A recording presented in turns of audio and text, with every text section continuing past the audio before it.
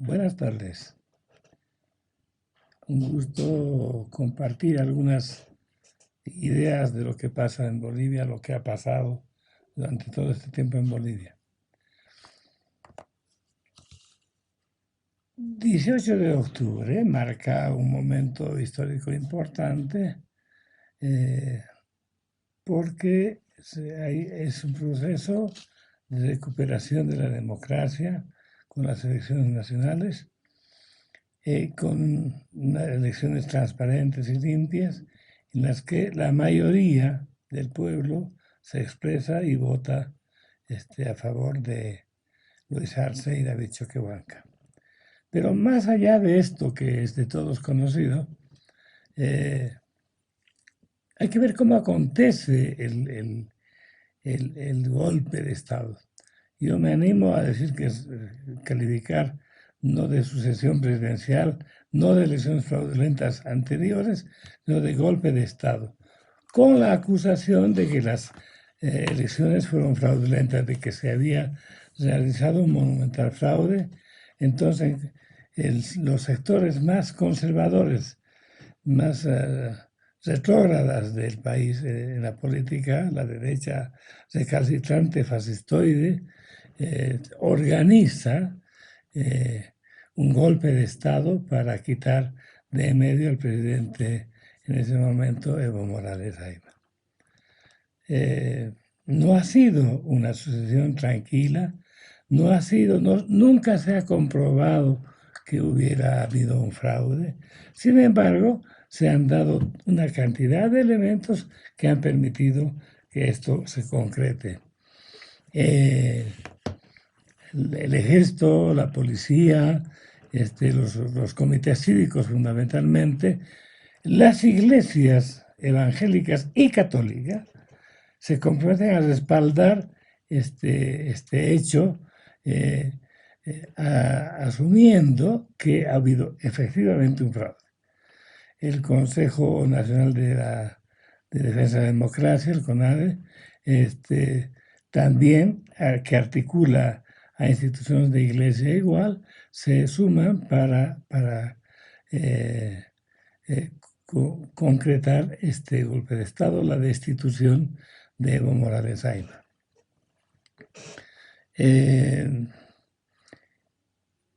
Se ha urdido una trama criminal que no se puede olvidar, que no se puede dejar de lado, no se puede dejar de decir. Con el aval, con el respaldo de las iglesias, y entre ellas la Iglesia Católica, la Conferencia Episcopal Boliviana, los obispos, que en un tiempo algunos progresistas trabajamos juntos, hoy absolutamente retrógradas. Se han denunciado o se han visto una serie de crímenes, ¿no es cierto?, que se han cometido por unas bandas delincuenciales terroristas, que son las que han asaltado el poder.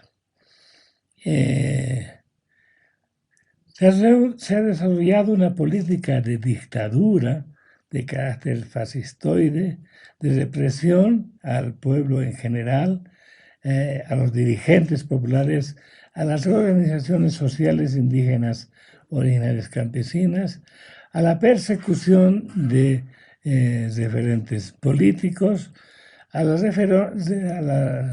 persecución de comunicadores y comunicadores, digamos, a la destrucción de medios de comunicación social de carácter comunitario y, por otro lado, hasta atacar hasta la muerte a algunos periodistas, como es Salvador Moro, un periodista argentino que denunció estos hechos. O la prisión de Facundo Morales, ¿no? Cuando los padres de Facundo Morales vienen a Bolivia para reclamar por su hijo, los detienen 22 horas y cuando los liberan les dicen que salen inmediatamente del país y que no vuelvan si no quieren conseguir la muerte. Es complicado ese momento porque la reacción internacional fue bastante débil. No le ha preocupado demasiado, digamos, el panorama. Sin embargo, era importante constituir una muralla de respaldo, de apoyo, de solidaridad internacional que pueda ayudar a recuperar el poder, recuperar la democracia. Se han visto una serie de acciones, digamos, represivas muy fuertes. Se han, además de todo lo que he mencionado, con el apoyo de la Iglesia, se ha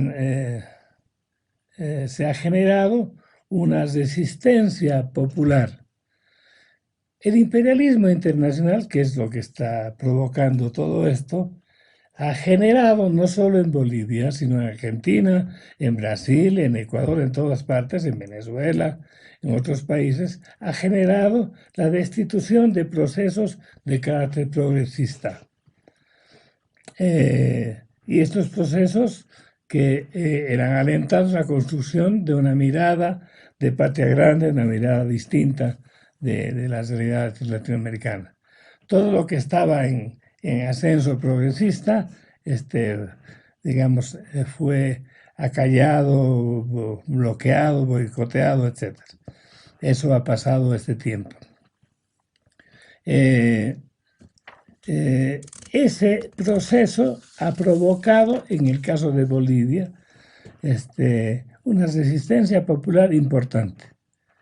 No se puede negar que efectivamente en el gobierno de Evo Morales hubieron problemas, hubieron bastantes errores, se han cometido, hay que mirar críticamente el asunto, se han cometido muchos errores y no es que es el desprecio de Evo Morales, el desprecio de Evo Morales tiene que ver con el desprecio de sectores de la población, no de todos.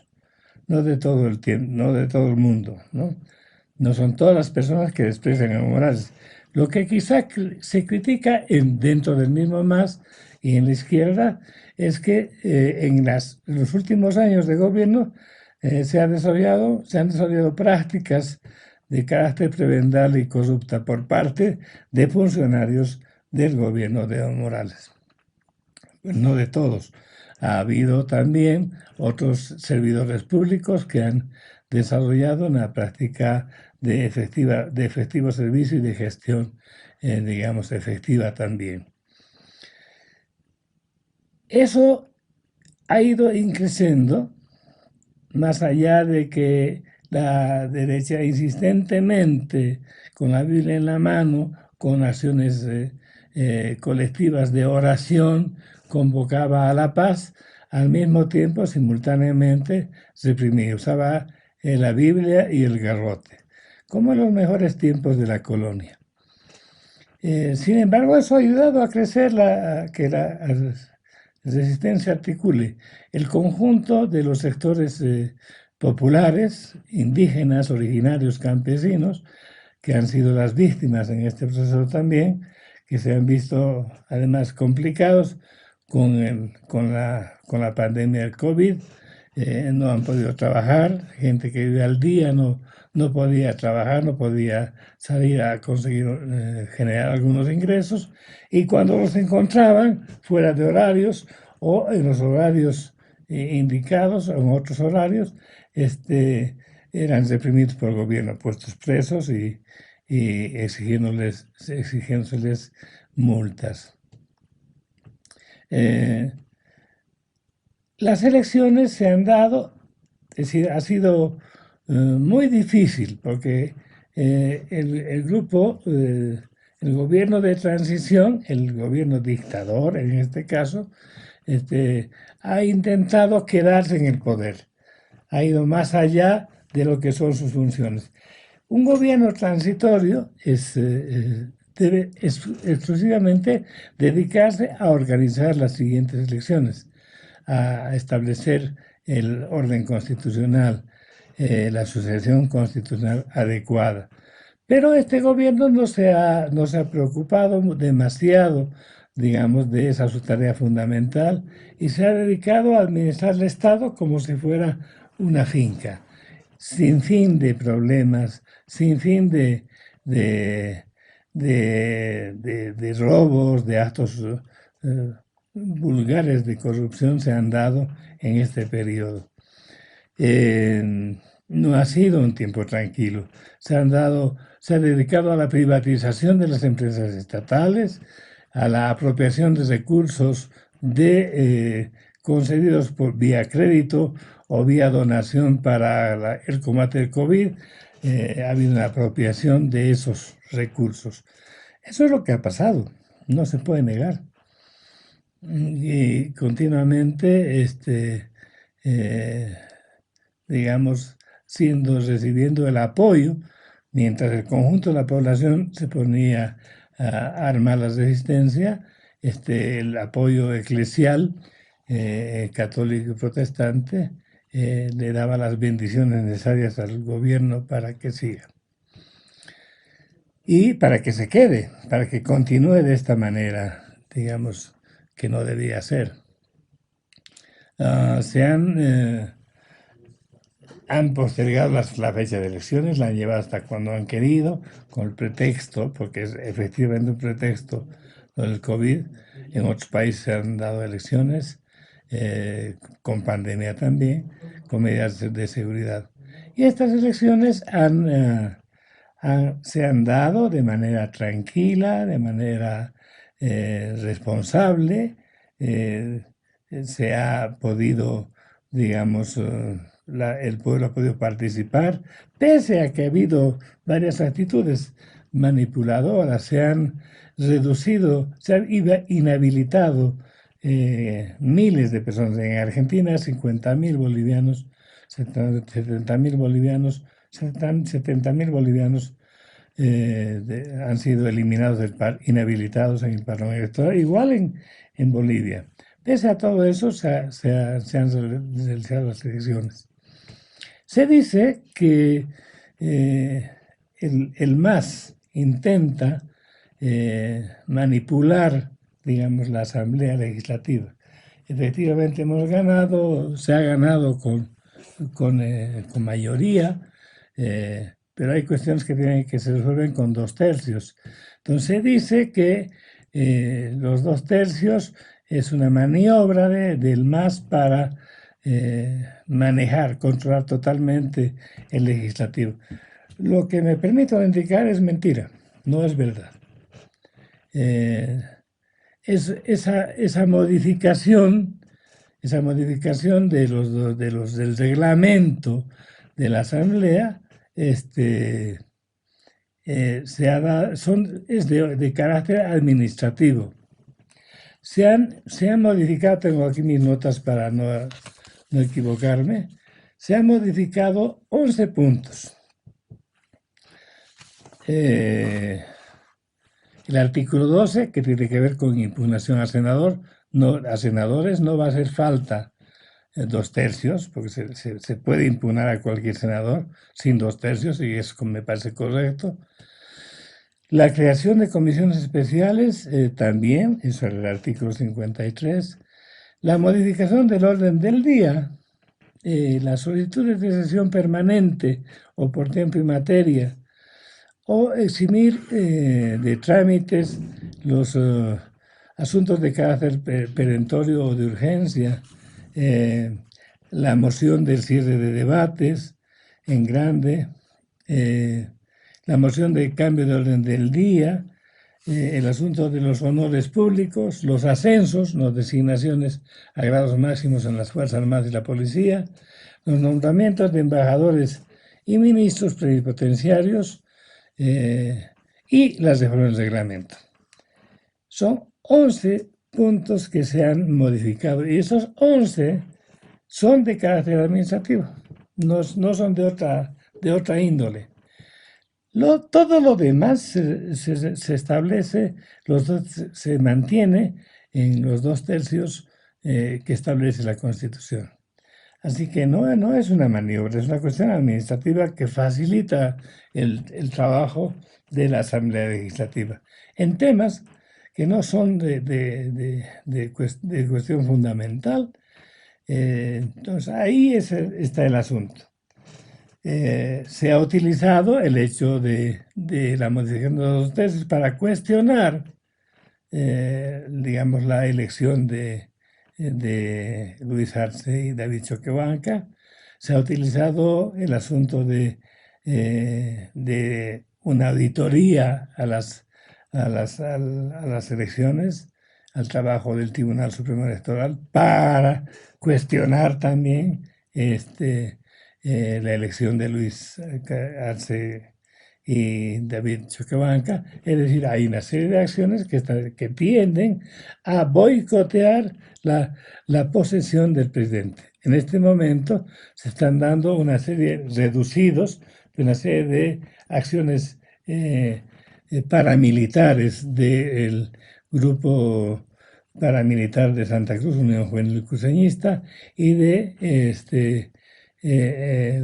la juventud de Cochabamba, los jóvenes Cochalas, la Resistencia Juvenil Cochala, para impedir de todas maneras. Ahora mismo, este día, están movilizándose para eso. ¿Qué está sucediendo en este momento? La presidenta interina, que debería quedarse hasta el final de la gestión, ha abandonado el Palacio de Gobierno, la ciudad, y se ha dirigido. El destino es incierto, no está en La Paz. Se dijo que iba al Beni y casualmente cargada de maletas.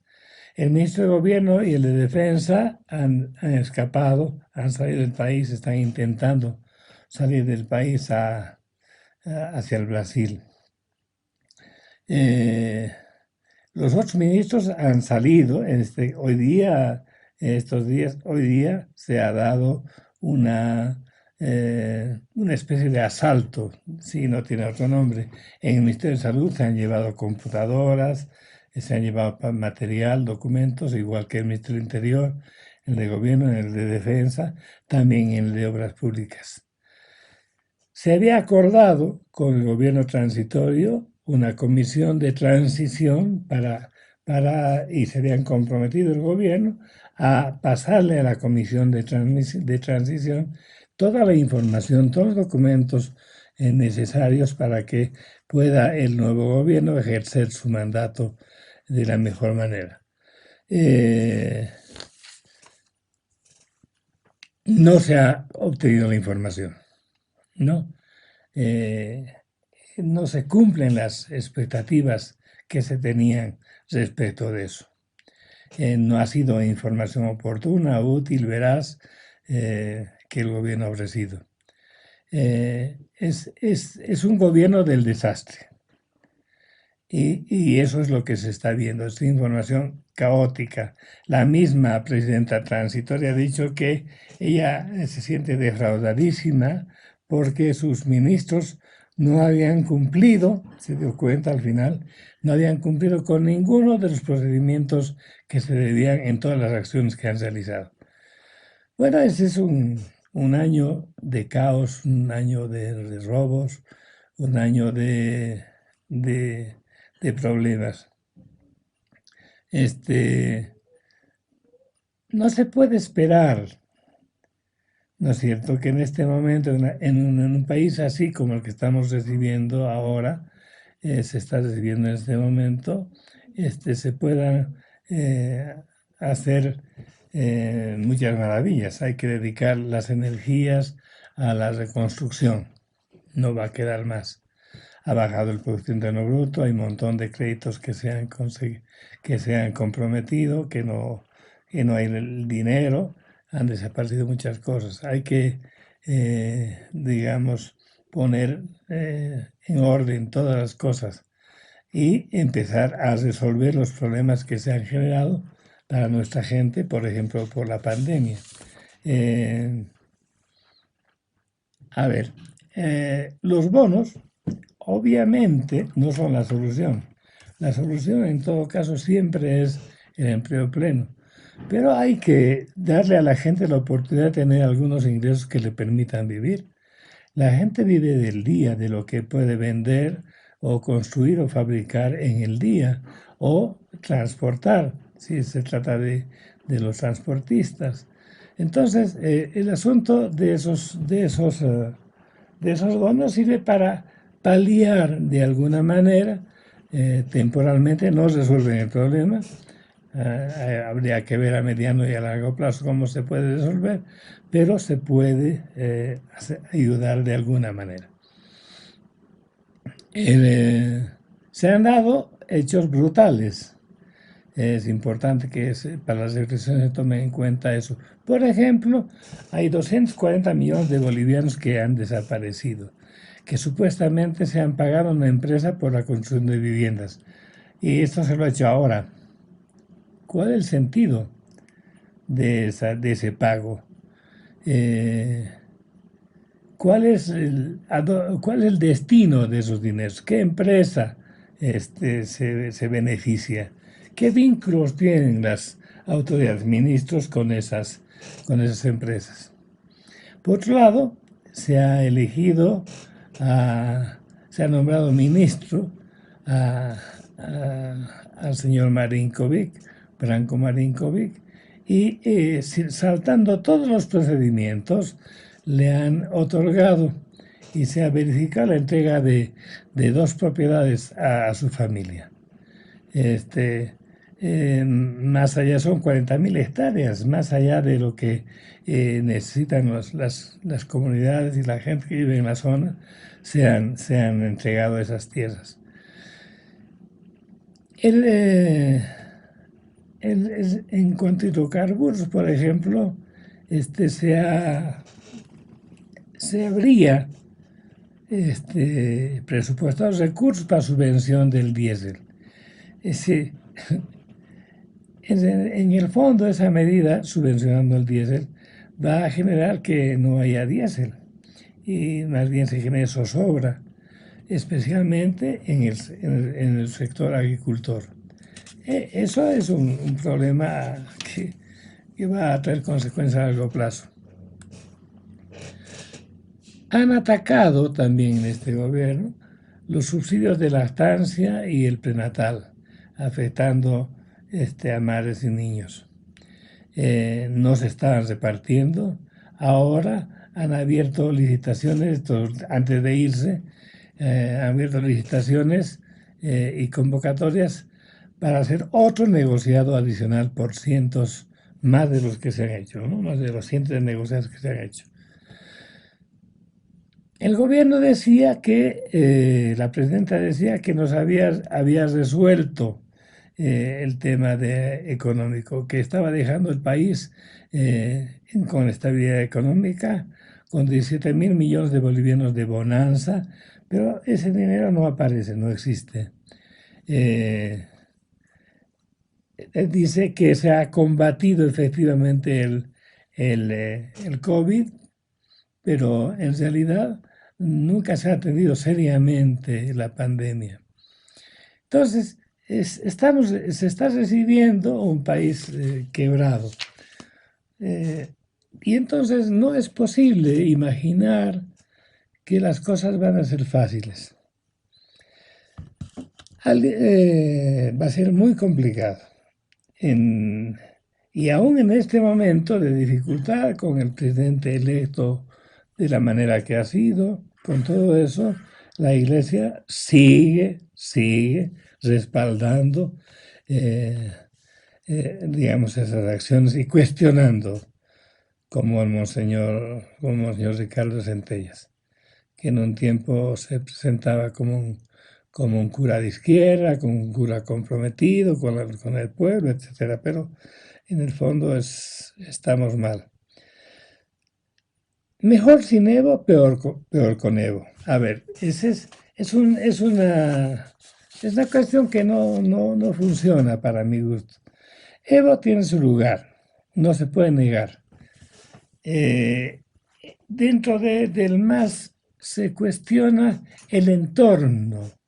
No es el Evo que se cuestiona el entorno, porque se atribuye al entorno que ha cometido errores. Efectivamente, Evo también habrá cometido errores. En la interna del MAS, Luis Arce y David Choquehuanca han expresado claramente, y después lo ha hecho el Evo Morales, no va a participar de este gobierno. Él va a dedicarse a otras cosas. Está viniendo a Bolivia, lo van a recibir como lo quieran recibir, con mucha gente. Para la gente del pueblo, al sector más popular, es siempre una figura importante, como para el resto de América Latina. Él va a ir a visitar a su familia, a su casa, y después ha decidido ir a su, digamos, a su propiedad en el Chaco, en el Chaco, en su chacra, en el cultivo de coca. Y se va a dedicar ahí a ese trabajo como que es el presidente de las 6 federaciones del trópico. Claro, todo el mundo en este momento lanza listas de posibles ministros, posibles autoridades, y también figura el nombre de él o de algunos ministros que acompañaron a Evo. La idea en este momento es que, como dijo alguno de los jóvenes, nosotros hemos recuperado la democracia, nos hemos formado, nos hemos capacitado. El MAS ahora tiene, en este momento tiene gente con la que se puede contar para que asuman responsabilidades. Así que seguro vamos a tener novedades y seguramente tendremos eh, otros ministros, ¿no? Pese a que hay presiones también, efectivamente, de las propias organizaciones sociales. Vamos a ver cómo se desarrollan las cosas. Sin embargo, me parece que este proceso ha permitido varias cosas. Primero, digamos, recuperar valores y principios, ¿no? Como solidaridad, como, digamos, como el principio de reciprocidad. La gente ha empezado a valorar al otro, a apoyar, a cuidarnos unos a otros, a ser más serios, pero también hemos aprendido a recuperar nuestros valores espirituales. Me parece que es importante. Frente a todo lo que decía, toda la ofensiva violenta que viene de la derecha, y la gente además ha dicho, si todo este tiempo no vamos a ir a provocar a nadie, vamos a ir sin odio, queremos ir en paz, recuperar la democracia y volver a reconstruir un país como el que teníamos y avanzar en un futuro mejor. Entonces, eso está pasando. Vamos a ver, en política siempre todo es un desafío. Yo creo que hay que pasar del discurso eclesial, del discurso religioso, a una práctica de valores, de principios. Yo decía alguna vez, no se trata tanto de hablar de lo que hizo o no hizo Jesús, sino de practicar lo que él indicaba que había que hacer. Se ha dado en este momento, por un lado, una disonancia entre lo que se dice y lo que se hace, pero por otro lado, la recuperación también de valores, a mí me parece de carácter evangélico, que tienen que ver con solidaridad y con reciprocidad, que son la base para construir una sociedad distinta de paz y de armonía. La lucha va a ser difícil, dura, pero vamos a continuar en esa lucha.